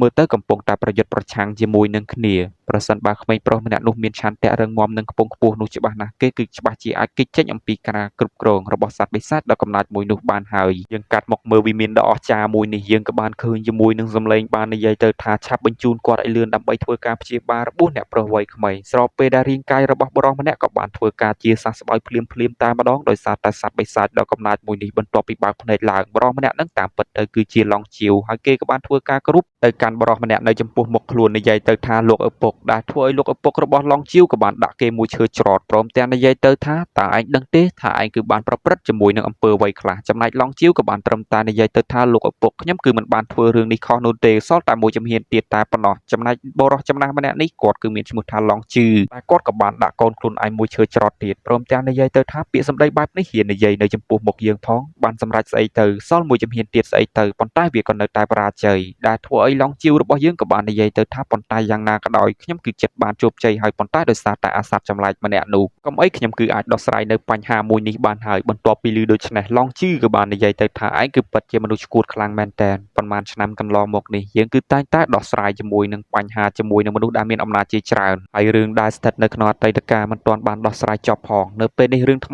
្មីក៏បានកើតឡើងជាបន្តបន្ទាប់ទៀតយើងនៅពេលនេះគឺពិតជាធួចទ្រាន់ជាមួយនឹងឯងខ្លាំងមែនទែនឡងជឺហើយរឿងដែលមិននឹកស្មានដល់មួយទៀតនោះគឺថាមនុស្សដែលយើងបានបញ្ជូនទៅទាំងអស់ដើម្បីធ្វើភារកិច្ចជំនួសនោះប៉ុន្តែពួកគេទាំងអស់គឺត្រូវបានរារាំងដោយទីក្រុងប្រមាញ់ពួកគេទាំងអស់នោះមើលទៅគឺច្បាស់ជាស្លាប់ជាក់ជាមិនខាននៅពេលនោះយើងក៏ហាក់ដូចជាបានឃើញជាមួយនឹងទីតាំងមួយទៀតដែលមានរថភ្លើងមួយនេះហើយយើងក៏បានឃើញជាមួយនឹងអ្នកប្រមាញ់ជាច្រើនអ្នកក៏បានសម្លាប់ទៅកាន់មនុស្សនិងសត្វបិសាចជាច្រើននៅទីកន្លែងមួយនេះដែលធ្វើឲ្យអ្នកក្លាហានម៉ាស់ខ្មៅរបស់យើងនៅពេលនេះក៏កំពុងតែស្ថិតនៅក្នុងរថទេសភ្លើងដូចគ្នាចំពោះកញ្ញាស្រស់ស្អាតដែលនៅចិត្តនឹងក៏បាននិយាយទៅថាលោកគ្រូហាក់ដូចជាមានបញ្ហាកើតឡើងទៀតហើយស្របពេលដែលរាងកាយឈិនរិននៅពេលនេះក៏ហាក់ដូចជាប្រែក្លាយទៅជាសត្វបិសាចទាំងមូលបាត់ទៅហើយស្របពេលដែលបរិសពាក់ម៉ាស់ខ្មៅរបស់យើងនៅពេលហ្នឹងក៏បានដើរចូលទៅព្រមទាំងនិយាយទៅថានៅពេលនេះគ្មានអ្នកណាអាចជួយគេបាននោះទេប្រសិនបើយើងប្រើធម៌ពលជួយគេដោយបង្ខំច្បាស់ណាស់វាគឺនឹងជួយឲ្យសត្វបិសាចមួយនោះកាន់តែខ្លាំងលេបនៅចិត្តគំនិតក្មេងប្រុសម្នាក់នោះបន្ទាប់ពីឮដូច្នេះដែលធ្វើឲ្យកញ្ញាស្រស់ស្អាតមានការភ្ញាក់ផ្អើលបរិសម៉ាស់ខ្មៅក៏បាននិយាយអំពីប្រវត្តិសាស្ត្រដែលបានកើតឡើងដ៏យូរចិត្តគំនិតរបស់មនុស្សនឹងក៏បានប្រែក្លាយទៅជាឃោឃៅប្រៀបបានដូចជាសត្វបិសាចវាក៏បានបង្កើតជាមួយនឹងទម្រង់បិសាចចំពោះសត្វបិសាចដែលជាប់នៅក្នុងត្រាដោយសារតែពួកវាគឺចង់បានសេរីភាពពួកវាក៏បានធ្វើកិច្ចសន្យានឹងដៃគូជាមួយ Monster Hunter មនុស្សទាំងអស់នេះគឺមានកិច្ចសន្យាធ្វើការចោះកង់ត្រាជាមួយនឹងគ្នាដើម្បីជួយគ្នាទៅវិញទៅមកព្រមទាំងអាចខ្ចីជាមួយនឹងរាងកាយរបស់គ្នាទៀតផងប៉ុន្តែយ៉ាងណាក៏ដោយនេះគឺជារឿងដែលបានកើតឡើងនៅក្នុងប្រវត្តិសាស្ត្រដ៏យូរតែប៉ុណ្ណោះប៉ុន្តែនៅពេលនេះក្មេងប្រុសម្នាក់នេះគឺមានឆន្ទៈដ៏រឹងមាំហើយនៅពេលនេះប្រហែលជាធម៌ពលរបស់គេកំពុងតែប្រយុទ្ធជាមួយនឹងធម៌ពលរបស់បិសាចនៅក្នុងរាងកាយរបស់គេហើយទើបធ្វើឲ្យគេនៅពេលនេះគឺពិតជាពិបាកនៅក្នុងការគ្រប់គ្រងខ្លួនឯងយ៉ាងខ្លាំងដែលធ្វើឲ្យអ្នកក្លាហានរបស់យើងដែលជាសត្វបិសាចដ៏កំណាចនៅពេលនេះគឺពិតជាមានការឈឺចាប់នៅទីកន្លែងមួយនឹងខ្លាំងមែនទែនចំពោះកញ្ញាស្រស់ស្អាតនៅពេលនឹងក៏បានសួរទៅថាលោកគ្រូប្រសិនបើគ្មានផ្លូវជួយទៅហើយនោះហេតុអីក៏យើងមិនសម្លាប់គាត់ទៅបន្ទាប់ពីឮដូច្នេះហើយបរិសម៉ាស់ខ្មៅក៏បាននិយាយទៅថាពួកយើងមកធ្វើភារកិច្ចមិនមែនមកសម្លាប់ទៅកាន់សត្វបិសាចមួយនឹងឡើយបន្ទាប់ពីឮដូច្នេះអូនឆ្មាក៏ត្រឹមតែឈរមើលទៅកាន់អ្នកក្លាហានរបស់យើងស្រោចពោពេញទៅដោយការឈឺចាប់ហើយនៅពេលនោះស្រាប់តែឈិនរិនរបស់យើងនឹងហាក់ដូចជាបានឃើញជាមួយនឹងរឿងរ៉ាវទាំងអស់នេះមិនដឹងថាជានរណានោះទេហើយក៏មិនដឹងថានៅកន្លែងណាដូចគ្នាបរិសម្នាក់ក៏បាននិយាយទៅថាឈិនរិនឆាប់ក្រោកឡើងភ្លាមមកនៅពេលនោះយើងក៏បានឃើញជាមួយនឹងបរិសម្នាក់កាន់ដាវដ៏ធំមួយនេះហើយទោះបីជារាងកាយរបស់គាត់មើលទៅហាក់ដូចជាអំណាចក៏មែនពិតប៉ុន្តែដៃគូរបស់គាត់មើលទៅក៏ហាក់ដូចជាមិនធម្មតាដូចគ្នាមានសត្វដ៏ចម្លែកធ្វើជាយានជំនិះទៀតផងបរិស3 4នាក់ហ្នឹងក៏បាននិយាយទៅថាឯងគឺបានប្រឆាំងជាមួយនឹងឆន្ទៈនៃឋានសួគ៌ផ្លូវរបស់ឯងតែមួយគត់នោះគឺជាការស្លាប់ហើយនៅពេលនេះឯងគឺឆាប់ក្រោកឡើងភ្លាមមកស្របពេលដែលយើងបានឃើញជាមួយនឹងមនុស្សម្នាក់ទៀតធ្វើដំណើរចូលមកនិយាយទៅថាឲ្យខ្ញុំសំទោសផងឈិនធានឮដូច្នេះហើយក៏បានប្រាប់ទៅថាមិនអីនោះទេធ្វើវាទៅហើយវាក៏ជាជំរើសមួយរបស់ខ្ញុំដូចគ្នាហើយខ្ញុំគឺសុំឲ្យអ្នកនឹងជួយការពារទៅកាន់ឈិននិងអ្នកម្ដាយរបស់គេផងបន្ទាប់ពីបរិសម្នាក់នឹងដែលមានឈ្មោះថាឈិនធាននិយាយហើយដែលធ្វើឲ្យគេក៏បានត្រូវចាក់ទម្លុះរាងកាយស្លាប់នៅទីរហោស្ថានមួយនឹងតែម្ដងនៅពេលនោះយើងក៏ហាក់ដូចជាបានឃើញជាមួយនឹងមនុស្សមួយក្រុមទៀតដែលបរិសចំណាស់ម្នាក់នេះក៏បាននិយាយទៅថានៅពេលនេះនាងគឺបាននាំកូនរបស់នាងរត់ចេញទៅហើយចាប់ពីពេលនេះតទៅព័ត៌មានរបស់នាងឈ្មោះរបស់នាងគឺត្រូវបានលុបចេញពីគ្រួសារហើយនាងក៏ត្រូវបានបណ្ដេញចេញពីគ្រួសារដូចគ្នាហើយមនុស្សជា ច្រើននៅក្នុងទីក្រុងនៅពេលនេះក៏បានដឹងរឿងរ៉ាវដែលបានកើតឡើងអំពីអ្នកប្រមាញ់ក្នុងរឿងព្រះនិទានឈិនធានដែលបានប្រឆាំងជាមួយនឹងព្រះដូច្នេះហើយផ្លូវតែមួយគត់គឺបរាជ័យព្រមទាំងស្លាប់ដោយអណោចអធមបែបនេះហើយនៅពេលនោះមនុស្សគ្រប់គ្នាកំពុងតែនិយាយជាមួយនឹងរឿងរ៉ាវទាំងអស់ហ្នឹងនៅពេលនោះយើងក៏បានឃើញនារីម្នាក់នេះដែលនាងគឺបានពរកូនតូចនៅក្នុងដៃព្រមទាំងនិយាយទៅថាចាប់ពីពេលនេះតទៅខ្ញុំគឺនឹងរស់នៅធ្វើជាមនុស្សធម្មតាបន្ទាប់មកទៀតនាងក៏បានចិញ្ចឹមតួប្រុសរបស់យើងតាំងពីតូចរហូតដល់ធំតែម្ដងហើយតួប្រុសរបស់យើងក៏ដឹងដូចគ្នាថាអ្នកម៉ាក់របស់គេនឹងគឺមានជំងឺប៉ុន្តែអ្នកម៉ាក់របស់គេតែងតែនិយាយថាខ្លួនមិនអីចំពោះឆាន់រ៉ាន់ដោយសារតែគេគឺចង់បានប្រាក់ដូច្នេះហើយគេនឹងគឺពិតជាព្យាយាមយ៉ាងខ្លាំងនៅក្នុងការប្រកួតជាមួយនឹងអ្នកដទៃផ្សេងទៀតដើម្បីបានប្រាក់ដើម្បីធ្វើការយកលុយទាំងអស់នោះមកព្យាបាលនៅជំងឺអ្នកម្ដាយរបស់គេប៉ុន្តែវាគឺពិតជាមិនមែនជារឿងងាយព្រោះដៃគូប្រកួតរបស់ខ្ញុំនីមួយៗពួកគេទាំងអស់គឺសិតសឹងតែជាអ្នកប្រមាញ់ដែលមានថាមពលដ៏មិនគួរជឿប៉ុន្តែយ៉ាងណាក៏ដោយខ្ញុំគឺត្រូវតែព្យាយាមឲ្យអស់ពីសមត្ថភាពព្រោះនេះជាផ្លូវតែមួយគត់ដែលខ្ញុំអាចជួយសង្គ្រោះទៅកាន់អ្នកម៉ាក់របស់ខ្ញុំបានបន្ទាប់ពីមើលឃើញរឿងរ៉ាវទាំងអស់នេះ Chandran របស់យើងក៏បានស្រែកយ៉ាងខ្លាំងព្រមទាំងនិយាយទៅថាចេញពីខ្ញុំទៅនៅពេលនោះ Chandran របស់យើងនឹងក៏បានមើលទៅផ្នែកម្ខាងទៀតស្របពេលដែលគេនឹងក៏បានឃើញសត្វបិសាចដែលស្ថិតនៅក្នុងខ្លួនរបស់គេហើយបិសាចដ៏គួរស្រឡាញ់មួយនឹងនៅពេលនឹងក៏បាននិយាយទៅកាន់ Chandran របស់យើងថាយ៉ាងម៉េចឯងគឺបានឃើញហើយមែនទេយើងគឺមិនមែនជាសត្រូវរបស់ឯងឡើយហើយឯងក៏ច្បាស់ជាមើលឃើញដូចគ្នាព្រោះថាអ្នកដែលបានធ្វើឲ្យម្ដាយនិងឪពុករបស់ឯងស្លាប់គឺមិនមែនជាយើងឡើយ Chandran ក៏បានស្រែកសួរទៅកាន់បិសាចនឹងថាតើអ្នកណាជាអ្នកធ្វើពួកគេគឺជាអ្នកណាទៅបិសាចបានត្រឹមតែសោយព្រមទាំងនិយាយថាសំណួរល្អហើយយើងគឺនឹងប្រាប់ឯងទៅចោះនៅរឿងរ៉ាវដែលបានកើតឡើងនៅពេលនោះមនុស្សមួយក្រុមនាសម័យនោះនឹងក៏បានតាំងខ្លួនឯងជាអ្នកនាំសារនៃព្រះពួកគេនឹងគឺពិតជាមានអំណាចធម៌ពលដ៏ខ្លាំងក្លាអាចគ្រប់គ្រងទៅកាន់មនុស្សដែលមានសមត្ថភាពដទៃបានមហិច្ឆតារបស់ពួកគេគឺចង់គ្រប់គ្រងលោកហើយពួកគេក៏បានហៅខ្លួនឯងថាជាម្ចាស់គ្រួសារធំទាំង3នៅក្នុងទីក្រុងឆិនឡុងមួយនេះទៀតផងបន្ទាប់ពីឮបែបនេះហើយដែលធ្វើតួប្រុសគឺពិតជាភ្ញាក់ផ្អើលបិសាចដ៏កំណាចក៏បាននិយាយទៅថារាប់ពាន់ឆ្នាំមុនមានការផ្លាស់ប្ដូរដ៏ធំមួយដែលមិនអាចនឹកស្មានប៉ុន្តែអំណាចធម៌ពលឪពុករបស់អ្នកនៅពេលនោះគឺពិតជាខ្លាំងក្លាមែនទែនមិនដូចឯងនៅពេលនេះនោះទេគឺពិតជាទន់ខ្សោយខ្លាំងមែនទែនបន្ទាប់ពីឮដូច្នេះហើយតួប្រុសរបស់យើងក៏បានគិតអំពីមេគ្រួសារធំទាំង3ហើយគេគឺពិតជាខឹងខ្លាំងមែនទែនបិសាចដ៏កំណាចក៏បាននិយាយទៅថាត្រឹមត្រូវហើយកុំដោយសារតែពួកគេនោះទេកុំអីឯងក៏មិនអាចរស់នៅទាំងវេទនាបែបនេះដូចគ្នាប៉ុន្តែយ៉ាងណាក៏ដោយឪពុករបស់ឯងនៅពេលនោះគឺហាក់ដូចជាមិនទាន់មានសមត្ថភាពអីខ្លាំងនៅឡើយនោះទេគ្រាន់តែជាមនុស្សធម្មតាទន់ខ្សោយម្នាក់ម្ដាយរបស់ឯងក៏ដូចគ្នាដែលយើងមើលទៅកូនបិសាចមួយនឹងនៅពេលនេះក៏ហាក់ដូចជានិយាយតែប៉ែលត់ច្រើនខ្លាំងមែនទែនហាក់ដូចជាចង់ចាក់មនុស្សគុំទៅកាន់ Chandran របស់យើងឲ្យគេខឹងកាន់តែខ្លាំងដែលយើងមើលទៅកាន់អាកូនបិសាចមួយនឹងក៏ហាក់ដូចជាគ្មានគោលបំណងល្អអីដូចគ្នាស្របពេលដែលសាច់រឿងក៏បានឈានចូលទីបញ្ចប់តែត្រឹមហ្នឹងនៅពេលនេះក៏មានតែជួបគ្នានៅវីដេអូក្រោយ